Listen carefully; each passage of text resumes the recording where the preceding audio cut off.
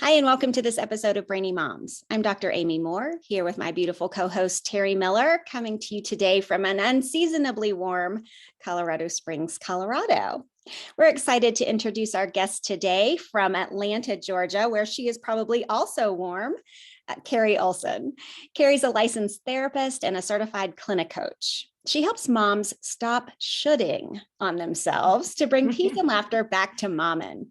To help moms better understand the ways that anxiety, chronic stress, and sometimes trauma impacts their daily lives, she aims to provide concrete tools and resources that even the busiest mom can incorporate into her daily life. We are so glad you're here, Carrie. Thank you so much for joining us. It's a great topic we all need to learn about. And before we dig in, I want you to tell our listeners a little bit about your story, kind of your history, what brought you to where you are today, really focusing on this as your passion. Yeah, well, thank you guys so much for having me. I'm super excited to chat with you guys. So like you said, I'm a licensed clinician. So I've been a licensed social worker for about 7 years now, and mom of two little ones that are about to be 3 and 5 in the next couple of months. And so for me, how I got into where I am now with coaching is, I think like a lot of people, the pandemic shifted a lot of things for me. And as somebody who thought I was doing really well at the juggle of being a working mom and having 2 little ones, all of that changed, right, for most of us, and trying to figure out how we did that. And I think that some really big things happened for me just personally of kind of having to change the way that I thought about things as a mom, change the way that I thought about like the role that I wanted to fill with my kids. And so a lot of big things happened for me and got into a much better place with that juggle, and really wanted to be able to do that for other moms as well, and take the skills that I have learned as a therapist, but then also in my own personal journey, and help moms figure that out. Because I think, you know, we all know being a mom is the hardest job in the world, and we all are working so hard to do things right and well, and whatever that looks like for us. But it can be really overwhelming, and it can be lonely at times, and it can be scary at times. And so I really wanted to help moms with specific tools so that they don't have that same kind of constant overwhelmed, burnt out feeling, but they can enjoy being a mom like we wanted to. Yeah. Oh, that's so good. Yeah. I'm resonating with everything you're saying. Burnt out and exhausted, and And I'm sure most moms are, right? Yes. And so, you know, one of the things that you talk about that can really overwhelm us are the sheer number of decisions that we have to make as moms. I read a statistic yesterday that said something like we make 221 decisions a day just about food. Wow. Just about food. That's as moms. crazy. Yeah, for our kids as moms, that was a mom statistic. No. That was not for people. Our kids. That is for us, right? So then you can multiply times the number of children that you have, how many decisions you're making about food. That's just crazy talk. But anyway, and so you share a lot about, and you do a lot of work about decision fatigue. So talk to us about what that is and why we should care about it. Yeah. And the statistic that I have, they did a study in 2019 that said adults make over 35,000 decisions a day. Goodness. Which is just this mind-boggling number. But then when you think about it, it is. And some of those are unconscious, right? Some of those are small and insignificant. But when you really think about, like, from the moment we wake up, right, we're thinking, do I snooze the alarm clock or am I going to get up? When I wake up, am I going to work out or am I going to skip my workout? Am I going to shower or am I going to wash my hair? You know, all these little things. Skip the shower, just dry shampoo, dry shampoo, right? That's the easy button. And then on top of just kind of like the daily functioning, then we think about the world that we're living in right now, right? And we have so many decisions each day that have so much more pressure on them. And so we're deciding about sending kids to school back or not. We've been deciding about mask and no mask, and wherever you land on those decisions, they're high pressure, intense decisions. And so when we talk about decision fatigue, we're talking about that just sheer exhaustion from making decisions all day long. And the image I always think of is when you're standing at the fridge, and it's funny that you mentioned the food decisions, right? We're standing at the fridge at the end of the day, and it might be full of full of food, but you're thinking, I just can't even decide what we're going to make for dinner tonight, right? Like, I don't even care. I'm so tired of having to make one more decision, eat what you want, you know? Yeah. And I kind of describe it with my clients of, you know, let's say you have a cup of water, right? And every morning you have a full cup of water, and every time you make a decision, you're pouring a little bit of that out. And if it's, you know, what am I going to wear today? That might just be a little bit. If it's those bigger decisions, you might be spending a lot of that. And each of us gets to a certain point in the day where there's no more water left in the cup, and we are just done at that point. And that feeling can increase that burnout feeling, right? Of just kind of being emotionally exhausted, physically exhausted, constantly stressed out. And there are things that we can do. I can't help with those huge decisions, like those, you know, are always going to take up a lot of the water out of your cup. But from, you know, kind of automating some of the smaller decisions so that you're not having to think about those kinds of things, to other bigger ideas about just trying to make decisions easier for you so that it doesn't take quite as much energy to make the decisions, and it takes longer for you to get to that empty cup where you feel like you're completely burnt out by trying to make decisions all day long. Right. And this is a neurological phenomenon, right? I mean, that cup of water is like how many neurotransmitters you have, right? So like every time you make a decision, it's like a neurochemical switch flips in your brain, right? And you use up more neurotransmitters. So you don't have an infinite number for the day. You have to sleep in order to regenerate that number of neurotransmitters. And aren't there, and Amy, I don't know if this is true, I'm just thinking from my own experience, aren't there things that we can do during the day to sort of refuel, reset our neurotransmitters or that decision-making process? Okay, so listeners, maybe you'll get this. I'm going to give you a little story, a little example that I was packing to leave the house, and it was only midday. It wasn't even quite midday. And I had taken kids to school, and which one do I take first here? And who's going to be a little bit late if they're running behind? And okay, then I had a kid sick at home, but he had a choir concert the next day. And then do I call the school and say he's sick, or is it just a personal day? Like all these stressful decisions. And then I'm working and I'm trying to pack for a week away. And I ended up on the floor in the hallway in front of the linen closet, literally paralyzed. Like, Carrie, you talk about this on your website. You talk about that paralysis, paralyzed, looking at two different blankets to take for this bedroll. And I was almost in tears. Like, well, this one's softer. Like it's a life-altering decision, right? This one's bigger and softer. This one's more compact. And oh my gosh, I'm going to cry. I can't handle this. But I was able to be like, whatever, throw it in there. And then I literally took 5 minutes. I went outside, sat on my deck in the sun with the sun on my face. And I did feel more calm after 5 minutes, more able to make decisions. So I'd love, Amy, your input on the science of that. And then Carrie, your input on how we as moms can handle that when we're in the middle of the day and we can't just go to bed. Yeah. What do you think, Amy, the science of neurotransmitters? Is there a way to kind of refuel them? Well, I think there's, you know, if we don't have enough neurotransmitters to make it through the day, it could be for multiple reasons, right? And so rest is the biggest way that we can regenerate that neurochemical production, you know, but some people, like particularly people who are suffering from depression, right? They might need, you know, meds in order to help recycle the neurotransmitters, you know, in the brain. But I think we're a little bit off track here. So I want to talk about from a practical standpoint. I really just wanted to say that there is a neurological reason why that cup empties. Yeah. Right. Okay. But let's get back to what we can do about it. Yeah. So the first thing that I really like to talk about is creating systems that just run things on autopilot for you. So there's going to be, you know, the child is sick and now we have like you can't plan for that, right? But there's so many things that we can plan for and we can kind of automate that helps to where, again, we're running on autopilot and we're not having to make those basic level decisions. Going back to food, because that's one of the biggest things that I work on with moms is meal planning and meal prepping. Because, when I have energy on a Sunday morning, I can spend the hour or 2 hours to think about what that's going to look like for the rest of the week.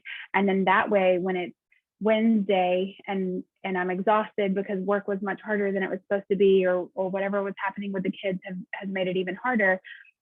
It's one less thing I have to worry about and decide about because I've already made those decisions for me. So we talk about meal planning and meal prepping. I like to talk about even themed meals. And what I mean by that is like lots of people do Taco Tuesday, but even doing something like that for every night, whether it's Taco Tuesday, whether it's leftover Thursday. In my house growing up, Friday was always hamburger night.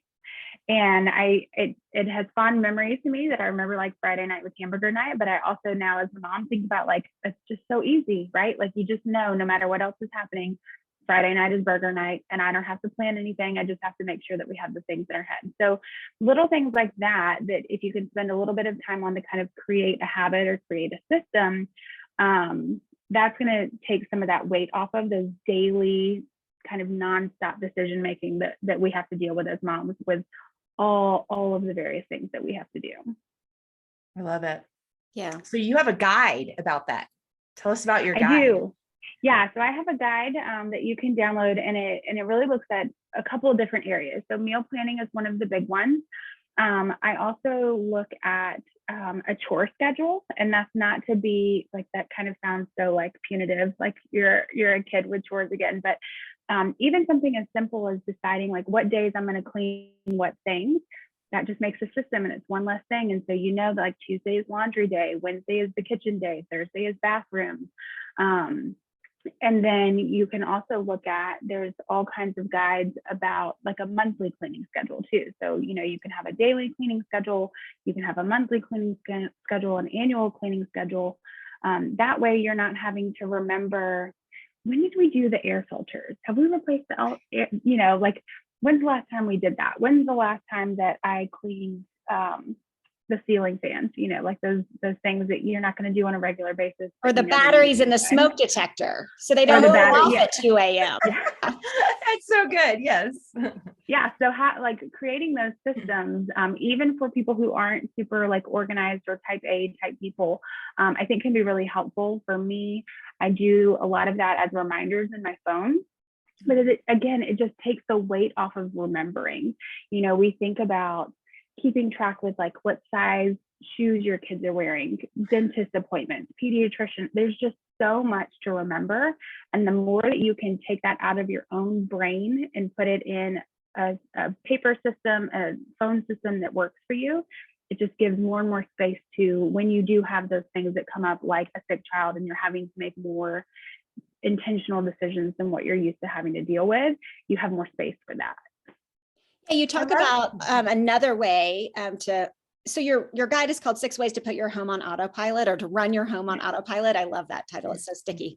I do too. Yeah. Talk about creating a capsule wardrobe. What does that look like?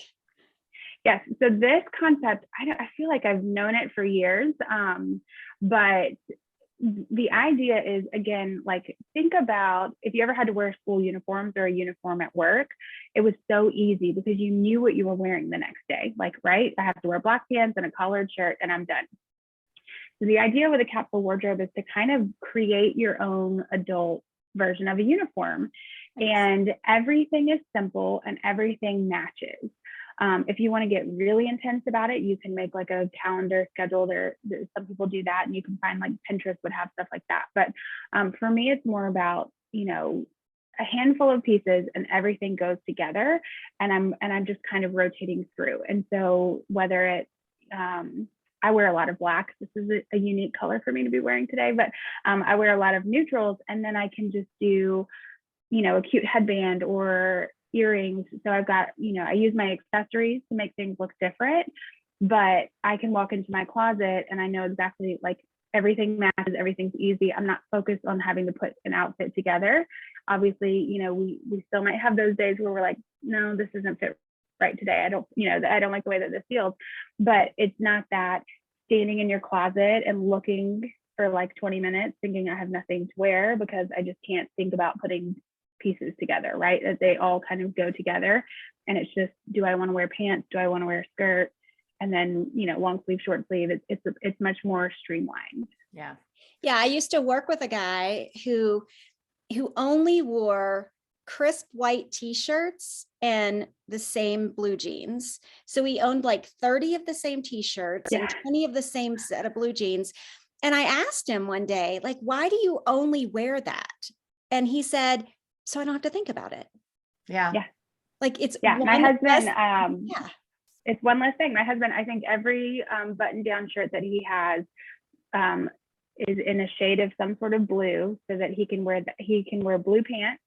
And then he picks a different shirt every day, but like the framework of his outfit is the same every single day. And it doesn't matter. And he just doesn't even have to think about it.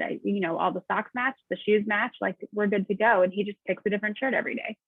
I love so that. Smart. Yeah. So we had a client with a traumatic brain injury several years ago who couldn't put her own clothes together anymore. Like it was one of the things that she really enjoyed. She was very fashionable, but could not make those decisions. And so what we had her do was to spend some time with her husband, who helped her putting outfits together. And then she made herself a digital catalog of outfits. So from the shirt to the pants or the skirt to the shoes to the accessories and everything. And so she would take a photo of each outfit and she had this digital catalog so that then she would know what to put together. And while we did that, because she had a brain injury, anyone could do that. Yes. Oh yeah. Yeah. Yeah, I love that. And then on the days that you're tired, on the days that you don't care, on the days that you've got other things on your brain that need more space and energy, you can just flip through that and be like, oh, okay, yes, this is easy. This is done.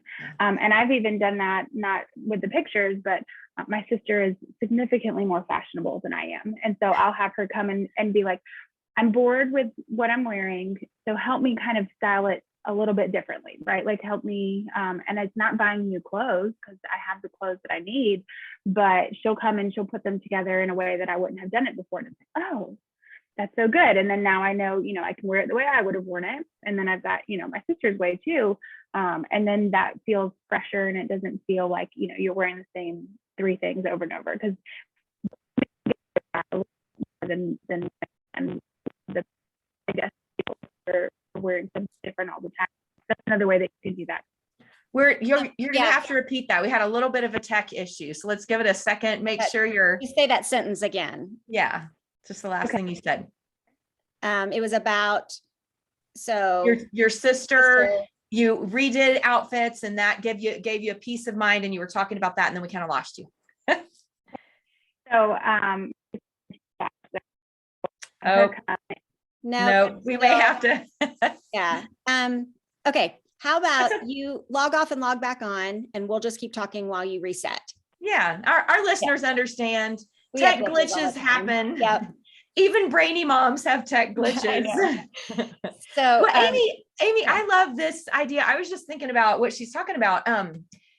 Because with packing recently, with trips and things. So many trips and Yeah. Okay. So with packing, I've been realizing that I have a lot of blues in my wardrobe, but then I have to have my blue boots, in the wintertime.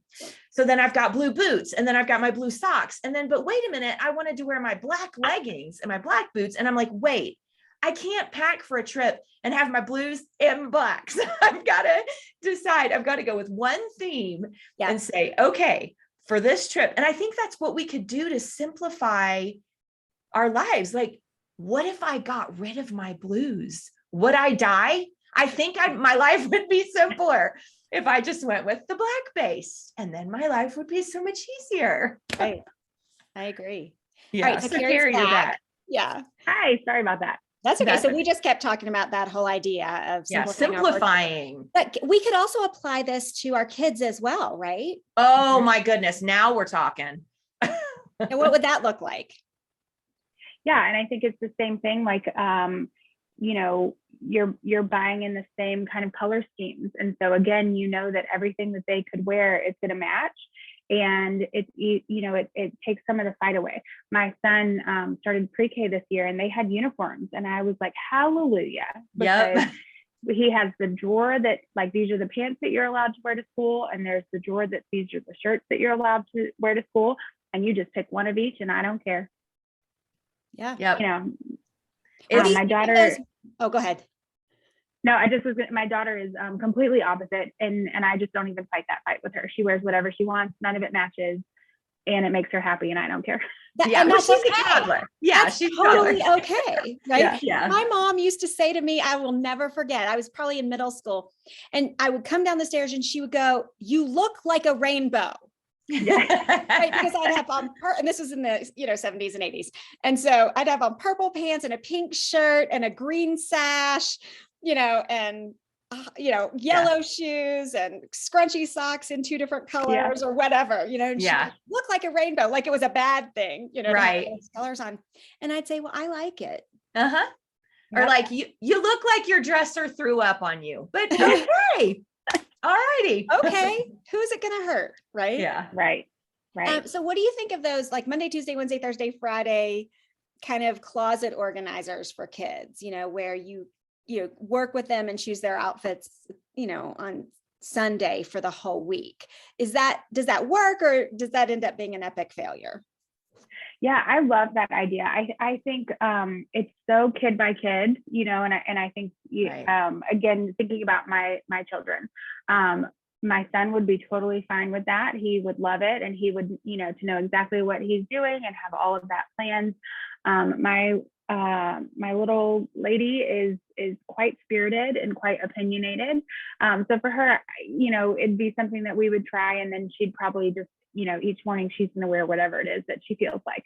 But I think, for me, that goes back to that kind of values-based decision-making that I think we're going to talk about some, and I just don't care, so I don't have this mom pressure to feel like she has to be dressed a certain way. Like, if that's what she wants to wear, if that's what makes her happy, it doesn't impact me. And so we let that go. So I think, it's definitely something that you can try, and it's just going to kind of be like, which, how your kid's personality. But I do love the idea, again, of setting it up to where there's a system of organization, right? That the child knows this is where you can pull your clothes. This is where you get these outfits from. Or again, doing it on a Sunday when you have the decision making capacity, or Saturday, whatever day that is. And then that way, again, you've set yourself up to where it's not something we have to think about in the midst of the chaos of getting out the door every morning. Absolutely. Yeah. So I do want to talk about values-based decision making, but I want to finish these autopilot ideas before we move on. So talk about putting things on monthly subscriptions. Yeah. So this is just, again, my reference is always, I love Harry Potter. And I always think of Dumbledore talks about the pensieve and the things that he can pull out of his brain, and then he doesn't have to worry about them anymore. So anything that you can think about that can become a monthly subscription, an auto bill payment, like anything like that you're able to do. So it's one less thing to remember.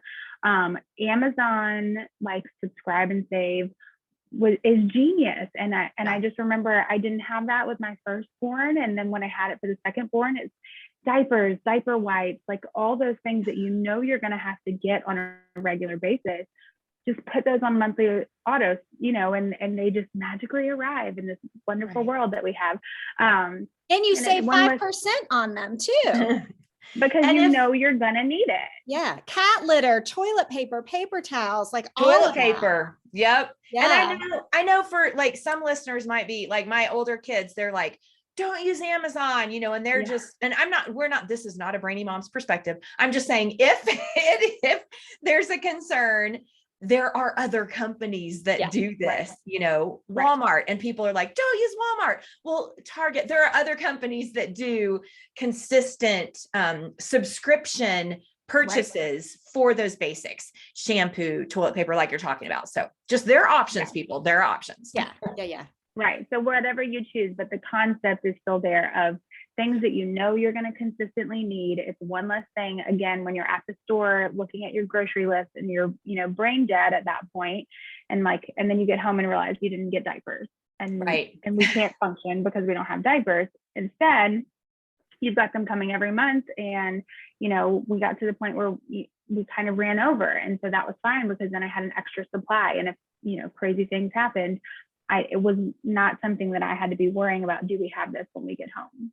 So good. Well, and I've noticed that many of those subscription programs let you adjust the delivery schedule too. So if you find you're not using it as quickly, or you do have surplus, that you can delay the next shipment for a week or so. So it's not like you're going to have this storage house of extra goods, Yeah, you're not stuck into it. And it really is. I know I've had friends, I've had young moms, and they're afraid of it. Oh no, but then, the way my finances work, what if I can't afford it that month and I get charged for it? And there are so many companies that do it very flexibly. I have had different subscriptions with many companies, and you always get a text or an email reminder several days in advance. You can cancel it, you can change it. It's very flexible. We don't have to be afraid of these newfangled ideas. We can do them. Yeah. And I love it. Like, particularly as an adult with ADHD who has to juggle a whole lot of things, that is one less thing that I have to worry about. Yeah. Like one less decision that I have to make or remember. So I'm a big fan. Me too. Absolutely. Subscriptions. Yeah. So, and then you have one more idea for running your home on autopilot, and that's outsourcing. Yeah, I think this is one of those that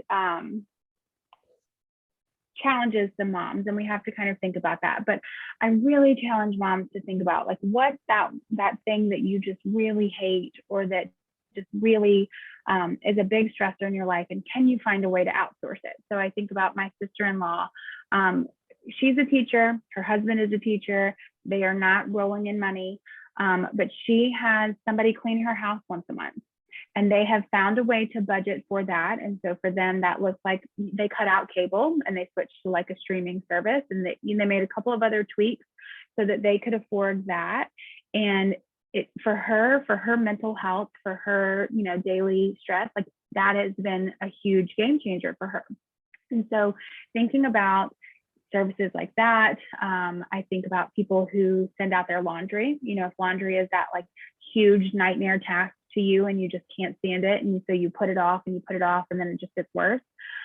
Is that something that you can sit down, work with your finances if that's a challenge, and budget accordingly, and again, make some other sacrifices, and say that this is worth more to me. Like, a world without laundry, like, if I could really spend the time and energy to get that figured out, like, I can't imagine what my life would be like if I didn't spend Sunday morning 3 hours worth of laundry.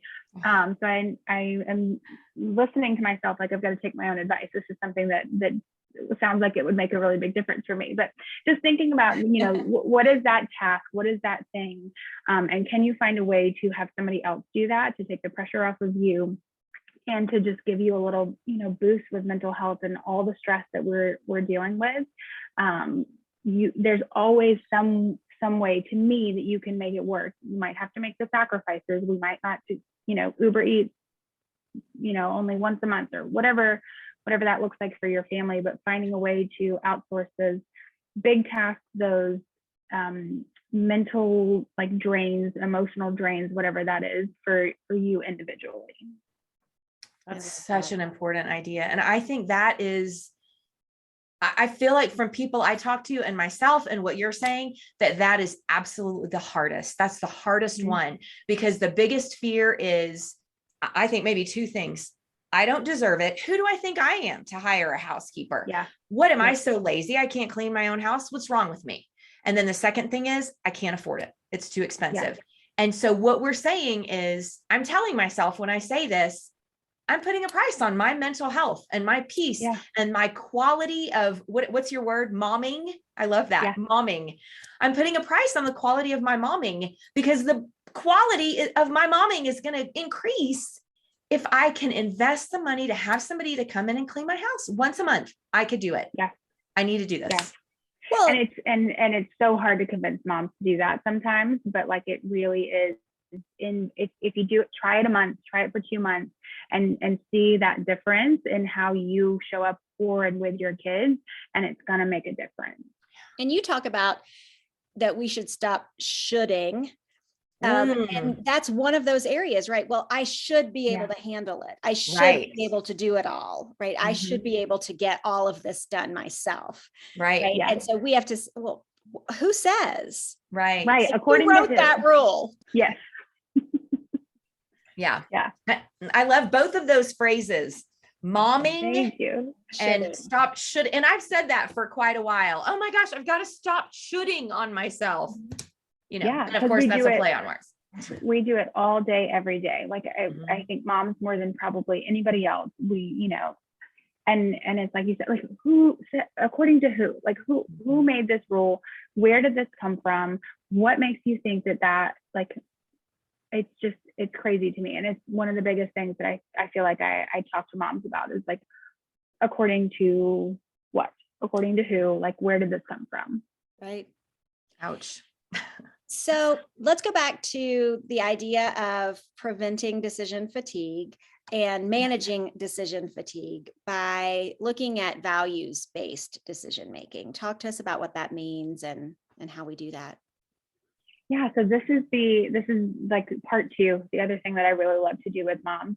And the idea is that we spend some time really thinking about what are our values in various aspects of our life, what really matters, and use that information to guide decision making. And when I say it, it's like, duh, but lots of people aren't really functioning in that way. When I ask a lot of people, like, so what are your values when it comes to your family life? You know, we can kind of start talking about that, but most of us haven't spent intentional time really thinking about, okay, what are my values in this area? What are my values for me personally? What are the values that I have for our family? And so there's another guide where it's just 10 days of going through kind of each aspect of your life. So spiritual, community, job, intimate relationships, family, parenting, like all these different areas, and really spending some intentional time thinking about what matters to you in that area. And that's where when you establish a strong foundation in what really matters to you, that's what helps you let go of the shoulding. And that's what helps you, it makes decisions easier, and it makes you more confident in the decision-making process. So if I go back and think about my daughter and her clothes, people who knew me 5 or 10 years ago would be aghast when they see what my daughter wears to school, because they would know that 5 years ago, Carrie had this image of what her daughter would wear to school, right? And I'm from the South, and we wear these like precious, smocked, beautiful things and giant hair bows. Like, oh, the bigger the bow, the better the mom. That's one of the phrases that you'll hear in the South. And so that's what I had like envisioned for my daughter, right? Well, my sassy little opinionated lady, yesterday she wore a t-shirt, floral leggings, rainbow socks, and 2 tutus because 1 tutu is not enough for her. She needed 2. And pink sunglasses. So that's what she wore to pre-K yesterday. And I don't care. And because to me, it's more important that I'm raising a daughter who's confident and who values her own opinions and feels respected about her opinions. And even though she's not even 3 yet, I'm laying that framework for her by saying, wear whatever you want. That makes you happy.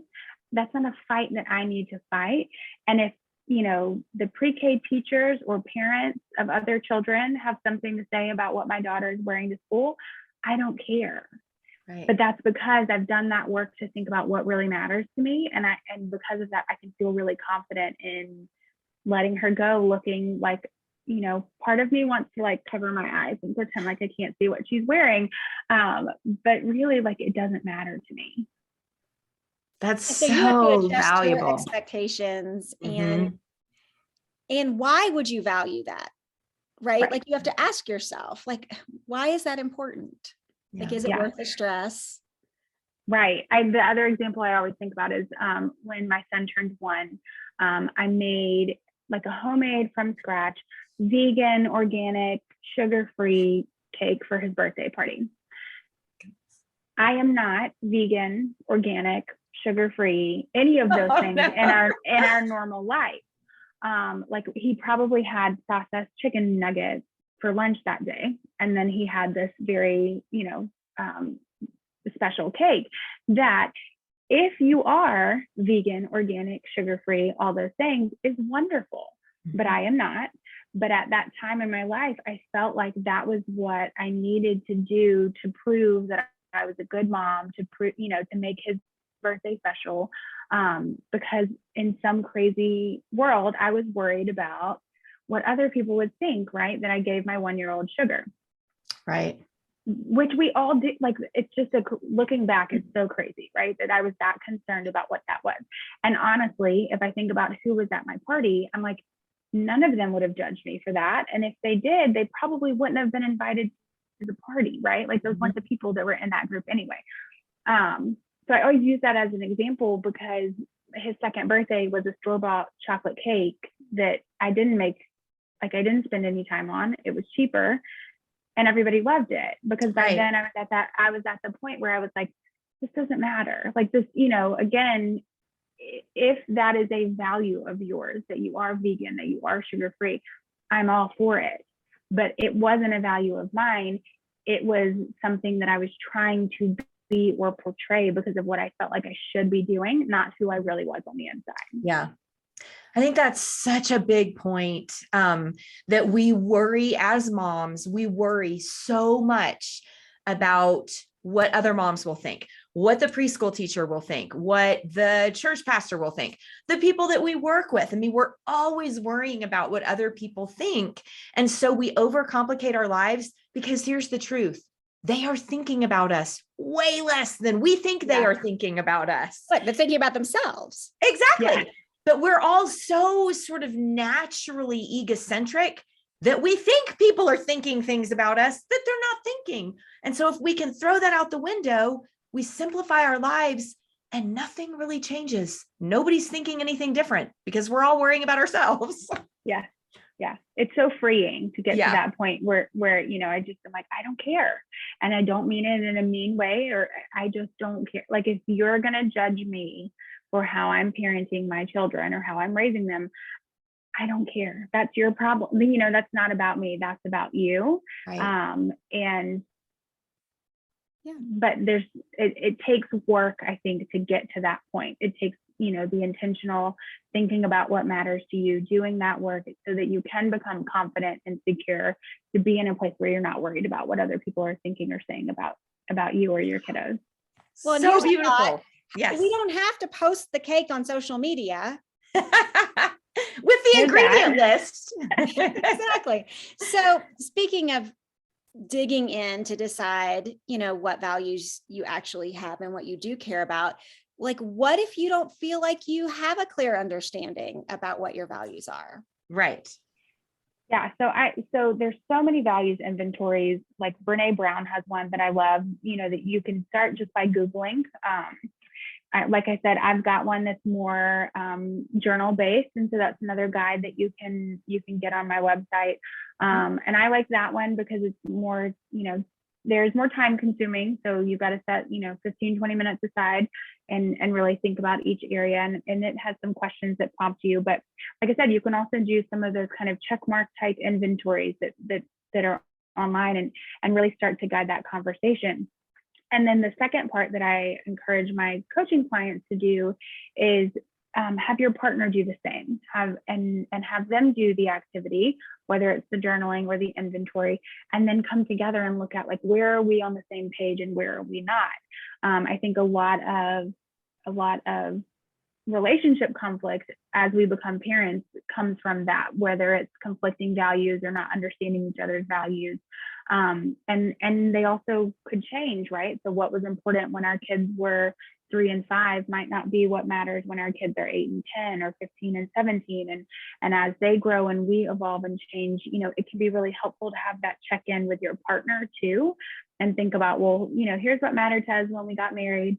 Here's what mattered to us when we decided to have kiddos. And then now that we're actually doing it, like, are we in the same place? And so things like how you choose to discipline, that comes from personal values that you may not have ever really sat down and thought about. And it might be coming, you're acting in a way because it was how you were raised, right? Or because it's the opposite of how you were raised and you're trying to do something differently. But really thinking about, where does this come from? And am I doing it because it's what I was shown, or am I doing it because it's what matters to me? Because of the values that are important to me for my role as a mom or as a dad or, as a partner and things like that. Such good intentionality. I think that's so beautiful. So I'm imagining some of our listeners saying right now, well, what if I don't agree with my partner? Or what if my partner and I aren't on the same page about how we should feed the children? Or like, what are your recommendations then on how to start that negotiating process? Yeah. And yes, very common, right? And I think, the first thing is, so then maybe we scale it and we think of, like, how important is this to me on a scale of 1 to 10 or 1 to 100? And we're looking at, like, wow, okay, this is kind of important to me, but not really, but it's really important to my partner. Okay. So now we can start to kind of negotiate what that looks like. I think the harder parts are when it's very important for both of us and we're kind of at a standstill. And to me, that's when we have to go to therapy and bring in somebody else and have a therapist really kind of help mediate that conversation and talk through that. Because the challenge is, like, there are going to be certain things that people are going to have non-negotiables about, right? And hopefully you haven't gotten to this point without realizing that there are those non-negotiables. I think what's more common is that once we get into it, we realize, like, this is more important to you than I thought it was, or this is more important to me than I thought it was. And now that we're in this moment, I'm really realizing what this looks like. And so for me, if you aren't able to do that together, then I think that's where you look for a coach or a therapist that can help kind of guide through that process. Because it can get really touchy and emotional. And when we think about our values, like, that's the stuff that matters the most to us. And so that's going to be sensitive, hot topics typically. And then when we think about our values when it comes to how we want our children to be raised, like, that's even more important to us. And so you've got to both be willing to do the work, which I know is sometimes difficult. And then if you feel like you aren't at a place where you can really do it together, I think that's when you bring in a third person that can help kind of create some space and some mediation between the two and challenge perspectives and things like that. So that's a great segue, actually. So we're going to take a break and let Terry read a word from Learning RX, our sponsor. And then when we come back, let's talk about what that looks like to work with a third person. You are a coach for this type of thing. And so we want to hear more about that. Yeah. Did you know that more than 6 million children in America have been diagnosed with ADHD? Many of them struggle in school because of their condition. What if I told you that poor attention may not be the primary cause of their struggles? In a study with more than 5,000 people with ADHD, researchers found that working memory, long-term memory, and processing speed were less efficient than attention skills in every age group of participants. So an intervention that only targets attention might miss the opportunity to work on those other skills we need to think and learn. Learning RX can help you identify which skills may be keeping your child from performing their best. In fact, they've worked with more than 100,000 children and adults who wanted to think and perform better. They'd like to help get your child on the path to a brighter and more confident future. Give them a call at 866-BRAIN-01 or visit learningrx.com. That's learningrx.com. We're back talking to Carrie Olsen, therapist and clinic coach, about preventing decision fatigue and making values-based decisions. And so, Carrie, talk to us a little bit about your coaching practice and what that looks like to work with you if our listeners are interested. Yeah, so I offer individual coaching for moms. And so if we're thinking about kind of couples that are struggling, that's not my area of expertise, but I've got friends that could help with that. But I really start one-on-one with moms, and our first session is a lot of those inventories. So values inventories, self-care inventories, like really thinking about what's working for you and what's not working for you, whether it's burnout, decision fatigue, just stress and distress tolerance in general. And then we make a plan. And so I'm really all about like hands-on tools and resources. I think a lot of times people just don't know where to start. And so we're going to look at what are those tools that you need so we can build up your toolkit so that when you're in the moment of decision fatigue, when you're in the moment of feeling completely overwhelmed and stressed out and you're losing your mind because you're overstimulated, right? What do you have in your back pocket that you can pull out so that you can handle that the way that you envision handling it instead of the way that the moment kind of brings out in you. So my coaching is anywhere from 4 to 8 sessions. It really just kind of depends on where the mom is, what the issue is that she wants to start with. And so we'll do a free discovery call. We'll just chat about what's going on. And then we kind of look at, the time frame and kind of level of commitment given what she's going through, right? Where she is in her life, what she has time and space for, and what she's willing to prioritize. I think it goes back to that idea of outsourcing and self-care and really finding moms that understand that they need to invest in themselves as much as they invest in their kids and their families. And that can be kind of a difficult conversation sometimes, but when you think about it, like you put it, Terry, like putting a price on your mental health, right? Putting a price on your well-being, your ability to be a mom, you can't put a price on that.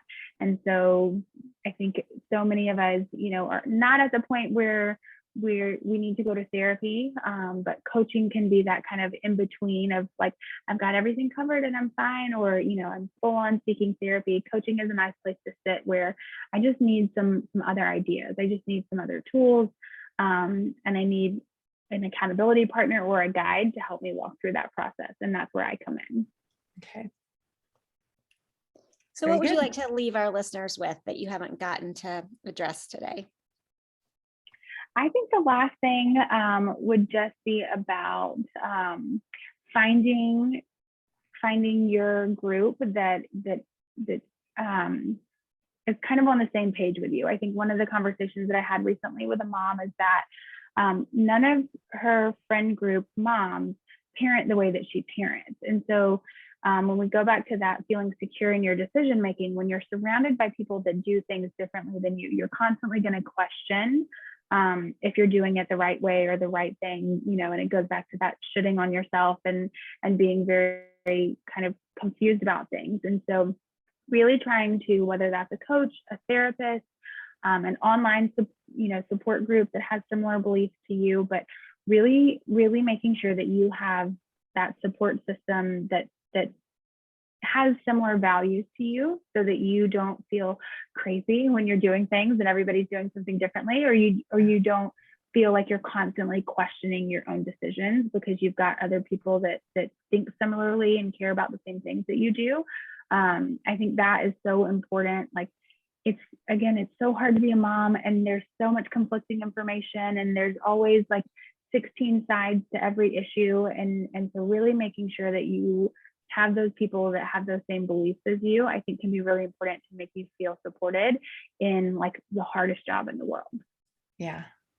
The hardest and most valuable job in the entire most amazing. Yeah.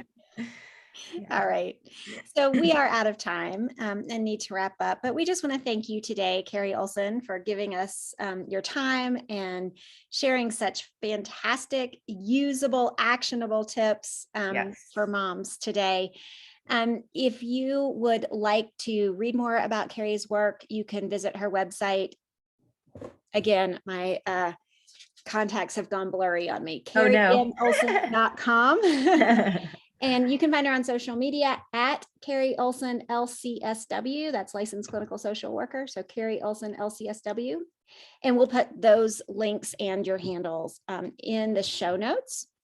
as well as a link to download the free guide that you spoke from today, 5 ways to run your home on autopilot. So thank you so much for listening today. If you liked our show, we would love it if you would leave us a 5-star rating and review on Apple Podcasts. If you would rather watch us, we are on YouTube, and you can find us on social media on every channel at the Brainy Moms. So look, until next time, we know that you're busy moms and we're busy moms, so we're out. See ya. Bye.